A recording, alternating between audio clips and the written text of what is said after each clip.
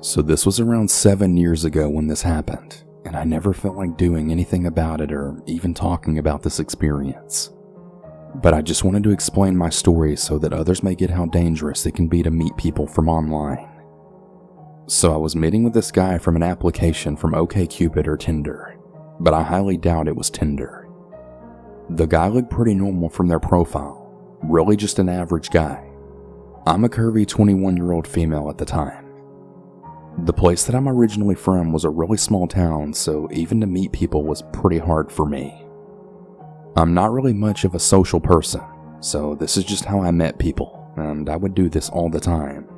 So I mean, what could really go wrong? Anyways, we had a few texts that went back and forth.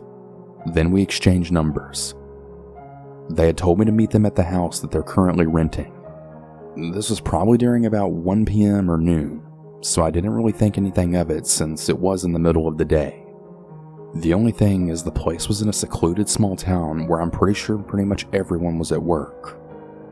I walked up to the place that they told me to go to after parking on the street in front of it.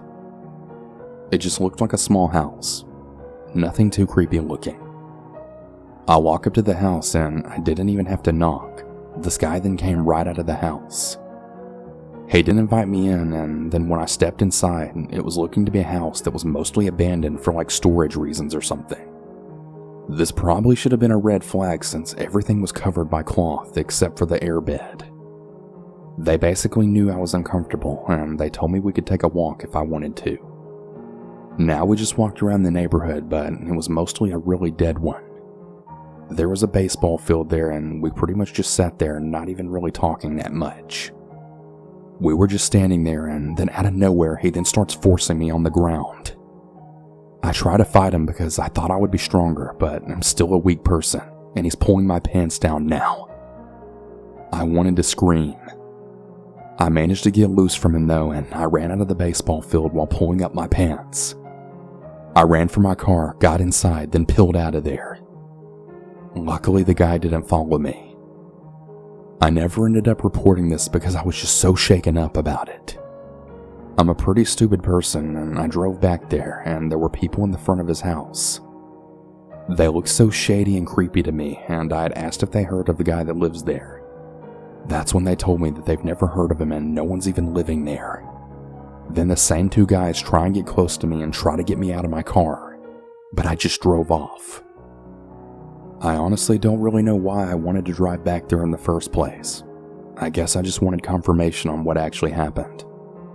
I did report the online profile, but it was like this guy was a ghost or something, because no one even knew him and I couldn't find him anywhere else.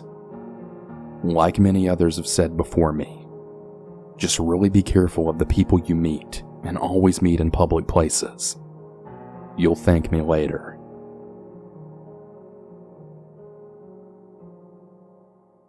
This happened during the summer of 2001. I just completed my sophomore year of college, so I created a profile on Yahoo Personals. I replied to some ads and I then got to chatting with some young ladies. However, some of the conversations died down and I didn't really hear anything further, and I figured they found someone else or just lost interest. One of the ads I responded to really stood out to me.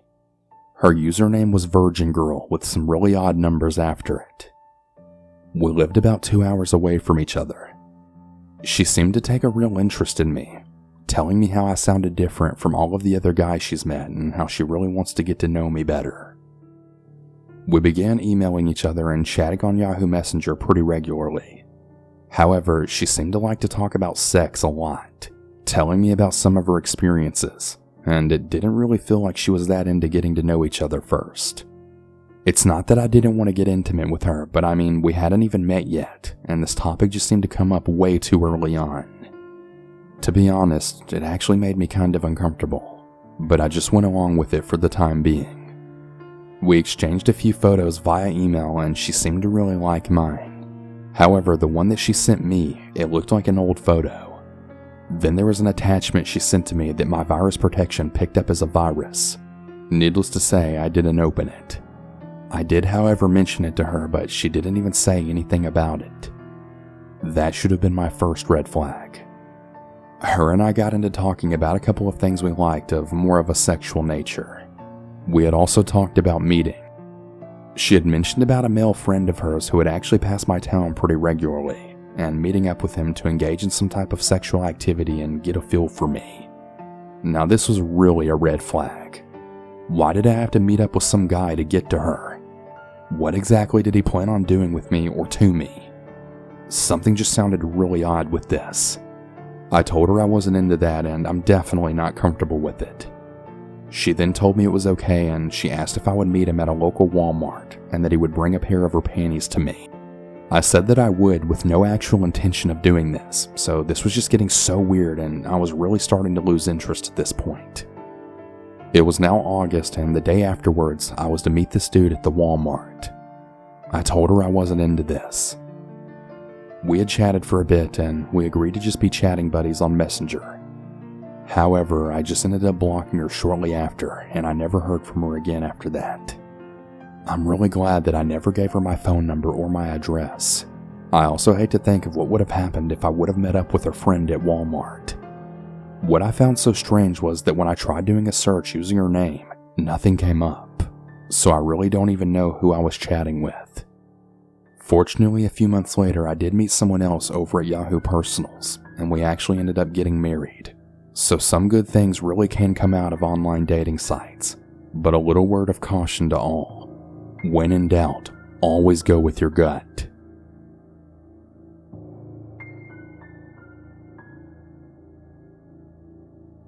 This is hands down one of the creepiest experiences of my life and probably the most in danger I ever was, even though I didn't realize it at the time. I'm a 19-year-old female. I live outside of a medium-sized Virginian city. Even though we're only about 40 minutes away from a decently sized city, our area is still very rural and unpopulated. I had been in community college during the time, working toward a nursing degree. Like most young women who hadn't found a good boyfriend or husband yet, I turned to internet dating apps. I was a bit hesitant about doing so, but I really wasn't in the partying scene and there weren't any guys that I already knew who I was interested in, so Tinder just seemed like the logical option. At first, I didn't have very much luck. It was pretty bad. The first month I was on there, I got nothing but invitations to one-night stands and creepy guys asking to do all kinds of horrible things. There were a few guys that tried to act smooth, but it was very obvious that they were only interested in getting me in their bed. The only positive thing to come out of it all, up at that point, was that I had made $50 selling pictures of my feet. Joke all you want, but $50 is $50. At a certain point, I realized that I either needed to lower my expectations or find another place to find dates. I decided to give one of the less perverted guys on there a try. He didn't wow me very much, but he seemed like he was a nice guy. He told me that he had a job, came from a nice family, and finished college. We met at a coffee shop in my town and hit it off from the beginning. We were very compatible from the start. He was compassionate, driven, and very smart. Those were all qualities I was looking for in a guy, and he looked a lot better in person than he did on his profile picture, as surprising as that is to say. We eventually drove around in his car for a few hours just so we could talk. What did we talk about, you might be wondering? Conspiracy theories. It was like the moment we left the public, he turned into a conspiracy theorist nutjob. When he first started talking about the government listening to our conversations, I joked with him and said something like, "Okay, Alex Jones." He didn't take kindly to this lighthearted joke, and there was a little bit of tension for a few minutes. Eventually, though, he went right back to blabbering about the government and aliens. I'm not going to lie to you. I was halfway interested in some of the things that he was saying because they seemed at least a little true. But some of his conclusions just didn't line up. Didn't make logical sense. It was like he could get you from point A to point B, but when he went straight from point B to point X for no reason. We eventually got off topic and things went back to normal for a short while. We started talking about our past relationships and some more intimate details like that. We really bonded there and I felt a weird connection with him. As strange as he may have been, I felt like I could be there for him. We had gone on about 2 or 3 dates before I started asking around about him. I wasn't big into the whole gossip scene, but I always want to know everything I can about someone that I'm dating. Most people I asked around town that I knew said that they had never heard or met him before. This was a little strange considering he lived in this town and seemed like he would have met at least a few of these people. The only people that I had found who had heard of him had some really strange stories to tell. One of them went like this. I guess he had rented an apartment that was on top of a beauty salon in town. At least according to this person, he got really violent one day and started stomping around upstairs and yelling. It wasn't like he was angry, but it seemed more like he was trying to talk himself into doing something. And what was he saying? He was chanting, "Kill them, kill them." The whole thing seemed a little ridiculous. I wasn't sure I believed it, and I just convinced myself that this couldn't have been the same guy. Sure, he was a little weird, especially with the conspiracy theory thing, but he seemed like an otherwise normal human being. I kept this in mind during the next 2 or 3 dates we went on. I tried picturing him being the kind of person that would do something like that, flying off the handle for some kind of reason, and I just didn't see it. Couldn't imagine it at the time. And oh, how wrong I was. One Friday night after I finished all my homework for the weekend, he texted me. He told me that he wanted me to come over. I honestly wasn't in the mood. I was really tired from class and just wanted to be alone for the night. I put my phone down and walked into the bathroom so I could shower. When I got out, I had 53 missed calls. I got worried that my mom died or something. I looked at all the notifications and they all came from this guy. I checked my text messages and he had repeatedly sent me the same sentence over and over. It said, "I need your help right now," and it was in all caps. Unsure of exactly what to do, I gave him a call. He answered the phone and seemed extremely panicked and worried.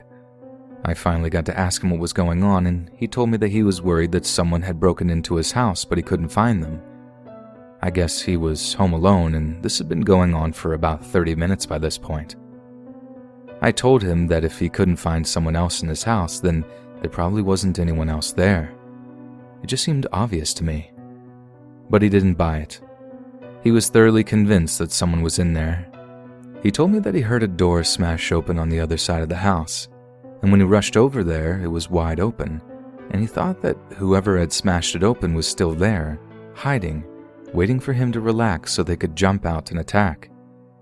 I started asking myself whether or not he was in a healthy state of mind.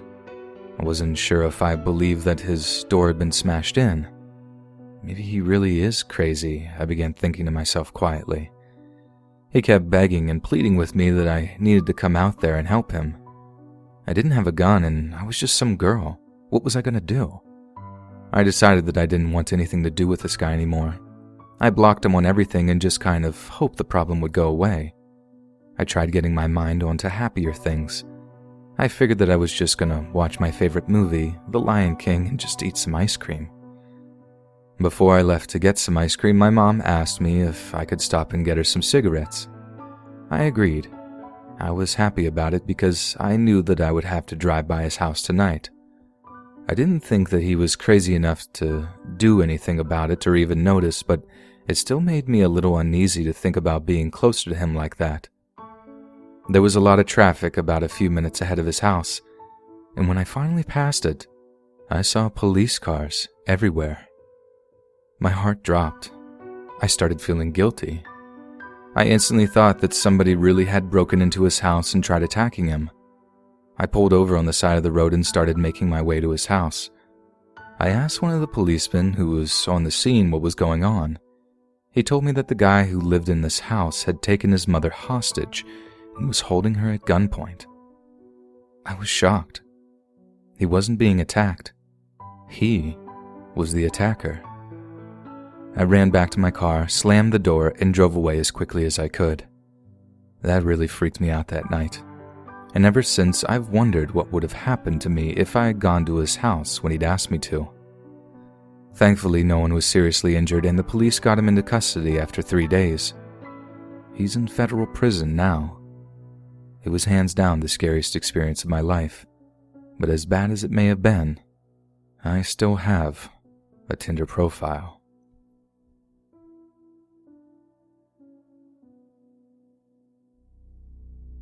I'd like to preface this story by telling you that I was always a very good kid growing up. My name is Mike. I was always nice to people and always followed all the rules. I never drank alcohol, smoked cigarettes, did any other drugs, never partied, never even had a girlfriend or did anything inappropriate with girls. So when I tell you the story, I want you to remember that this was during a phase in my life when I was really questioning reality and going through a serious identity crisis. With all that being said, let's get into it. So, I considered myself bi. I like girls, and I also find boys attractive. I don't seem gay or feminine or anything else, and if I didn't tell you, you probably would never guess. And it's not all guys. There are just a few that I find myself attracted to. And after reading about it online a couple of years back, I realized that it wasn't a big deal. That sometimes you're just attracted to the same sex a little bit. I never had the opportunity to be with a guy. I only ever thought about it. I was fairly shy and had a hard time making friends and relationships, so I did what any sane person does. I created a few internet dating profiles. At first, I was only looking for women. I was definitely interested in dating a guy, but I didn't really want to that bad. I knew that there was going to be a certain stigma attached to our relationship. It wasn't like we lived in San Francisco or anything and kind of had that social freedom, so I knew I was going to be doing myself a favor by simply dating a girl. After a few weeks of trying to find a decent woman, I found myself a little frustrated. The women that I met were horrible. I started simply matching with any woman I could, and all I got were uggos, single moms, and thoughts. I remember getting an attitude about it. The women online just seemed like lower quality people, as rude as that sounds, and any of the decent-seeming ones never messaged me back. And I feel the need to point out that I'm not ugly or anything. I'm fairly attractive. I'm not Brad Pitt, but I thought I was handsome enough to at least get someone of equivalent looks. I guess I was wrong. I remember getting really excited at one point when a girl agreed to go out on a date with me. She seemed like a real catch and was incredibly attractive. No kids, great. But then when the night of the date came, she told me that she was having car trouble and her mechanic needed $500. She wanted me to loan it to her and she promised to pay it back. I blocked her and gave up on women for a little while. That's when I decided to make a Grindr profile. I mean, I didn't have anything to lose. And I'm sure there were plenty of decent guys in the area that could at least keep me company until I can find someone that would be a subtle long-term partner. The night I installed Grindr, I had a guy wanting to meet up. He was definitely my type. Tall, muscular, and not afraid to take his shirt off. We skipped the whole dinner thing and got right into the action. It was a really fun night and I enjoyed myself way more than I ever thought I would. That was when I became semi-addicted to one-night stands with guys. Months went by, and I was out doing this every single weekend, sometimes even during the week. And I remember meeting one guy in particular that changed it all. His name was Fred, and for someone who might be the most malicious person I've ever met, he had a very innocent and unfitting name. He was one of the few guys that wanted to do weird stuff before getting into it. He wanted a lot of role play, which was quite unusual and unexpected. He was extremely manipulative, and I don't know why I went along with any of it. For some reason, I just couldn't say no to him. He was sadistic, domineering. It made me feel horrible about myself. I ended up giving him my number and we started having regular encounters. He told me that he didn't want me seeing anyone else, that I was only to see him. I couldn't explain it to you if I could. I've thought a lot about this in retrospect. The only thing that I can imagine is that he had been slipping drugs into my system somehow, which may very well have been the case. Whatever reason for it, he always got his way with me. And then, things started escalating. The foreplay became even more extreme.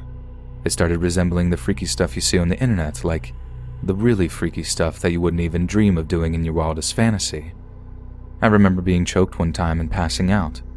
I had something in my mouth to prevent me from saying anything or stopping him in any way. I couldn't resist.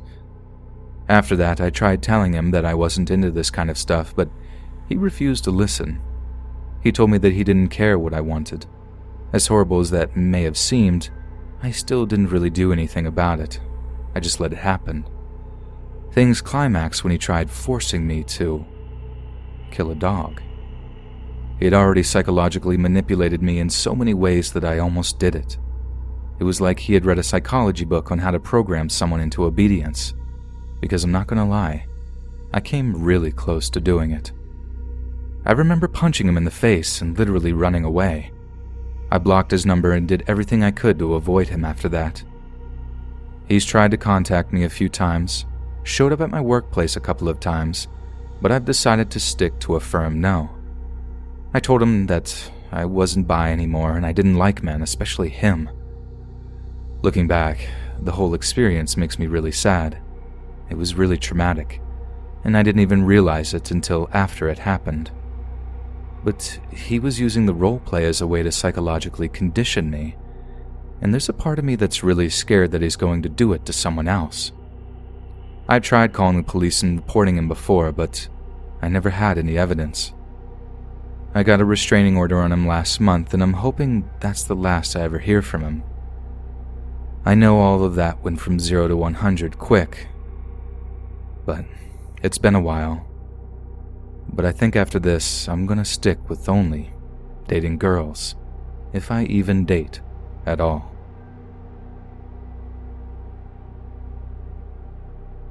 When I was around 13 or 14, I was really into anime.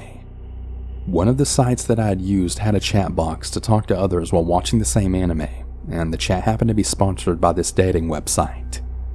I joined the website hoping to meet some new friends because I had just moved and I didn't have any yet, as it was right in the middle of summer, so school was out at the time. I met some really great people and I'm still friends with one of them today at age 20, and I'm actually about to attend his wedding. And then there was Timothy. Timothy claimed to be 16. He loved art, anime, fan fiction, and he was largely into cosplay and the same music I liked as well. We flirted nonstop, and after about 5 months, we decided to try a relationship around late November, early December. Timothy would always ask for photos of me. Nothing inappropriate, just pictures of my face, basically. Whenever I asked for them in return, though, he would say that his camera was broken. Pretty big red flag, but I gave him the benefit of the doubt. I learned a bit more about him, including his addiction to adult sites and self-pleasure, which I didn't really have an issue with.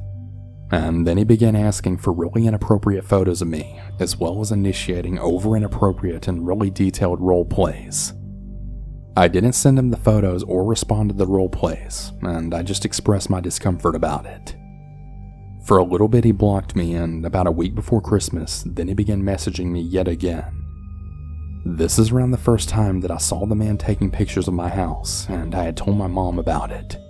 But of course, she brushed it off. I saw him again on Christmas, and once again, I let my mom know about it, but he was in a different car this time. He took a few more pictures, and my mom actually called the police this time. Before they arrived, she had came in my room and she had saw me talking to Timothy. She quickly took away my laptop and she then grounded me, then telling me how dangerous it was. When the officer arrived, she told them what I saw and that I was talking to Timothy online. The officer took my statement and description and said that they would be watching the area. He came back for the third and final time a few days after that, and I got a really good look at him this time. My dad had woke me up the day after, and he had me look through this website full of all these men's faces. I had got to about the 5th page, and that's when I then saw him. My dad told the police, and he told me that he was on the registered offenders list. After a couple of hours, there was another officer that showed up. He told us that the man didn't have access to the cars I described, and that they wouldn't be investigating him any further. I swore up and down that it was him, but the officer just told me that they couldn't do anything more without a warrant or probable cause. On the next day, our dog was found dead on the porch with a plastic bag around his face and his neck totally broken. My parents still to this day just think it was a freak accident, that he got into the grocery bag to lick all the meat juices off of it, then fell and died. I'm not too sure though. We buried our dog, and after about a week later, the same original officer had knocked on our door to then tell us that the man fled. He apparently had illegal substances and the police were after him. They went through his house that we later found out was only just about a block down from mine, and they found the pictures of our house. some of them which were taken inside, and one of them had actually been of me asleep in my bed while he caressed my face. In another one, he had partly put his private parts in my mouth. The nightlight in my room illuminated everything around me. My Hello Kitty PJs easily visible, as well as the stuffed pig right next to me. They went through his computer after obtaining another warrant and found the chat logs. He was 57 years old, and his name wasn't Timothy. I'm not going to disclose his name for the sake of my own privacy. He is yet to be found, and he's suspected to have left the country.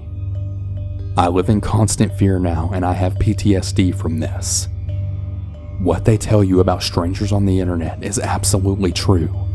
Please don't trust everyone you meet, and don't ever disclose personal information if you haven't seen them on camera before.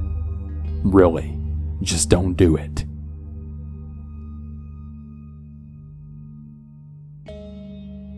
Nowadays, it's just so easy to connect with someone. All you have to do is pick up your phone, download an app, and boom. Now you can see all of the eligible bachelors within a close radius without ever even getting out of bed. But just about a year ago, something happened to me that changed my mind about online dating forever. I was 21 years old at the time and getting a bit tired of the mundane life. I was scrolling through a really popular dating app, and that's when I saw him. Tall, blonde, blue-eyed, pretty smile, absolutely perfect. We instantly matched and we agreed on dinner as well as cuddles at his place. Yes, I know, never go to a stranger's house on the first date, but I was trying to score a home run, if you know what I mean. I take a shower, throw on my favorite pair of shoes, big t-shirt and shorts, rubbed on my favorite perfume, and I was out the door. When I had pulled up to his 3-story townhouse, I thought, his living arrangement seems to match up with his line of work. So of course, I didn't have any doubt that he was who he said he was. I go up to his door and then knock. About 15 seconds later, the most handsome man I'd ever laid my eyes on had opened the door. Pretty much instantly we connected. We dated for about 4 weeks when one day he looks over at me and he then says, "So, can I tell you something?" "Well, of course, babe, what is it?" I quickly answer, eager to hear what he had to say. He looks me dead in the eyes with a straight face, and he then says, "When I saw you on that app, I actually planned on killing you, but then I just changed my mind." He had said this while he caressed my hand with his. Chills went down my spine as I then knew that he wasn't joking. Completely paralyzed in fear, I just stared at him. I wasn't able to speak and I couldn't even move. He moves in a little closer and then says, Babe?" And that's when I snapped out of it. I grabbed my purse, ran out of his house, blocked and deleted his number, and quite frankly deleted the entire app. So to that really hot psycho guy from the dating app, I hope I don't ever see you for the rest of my life.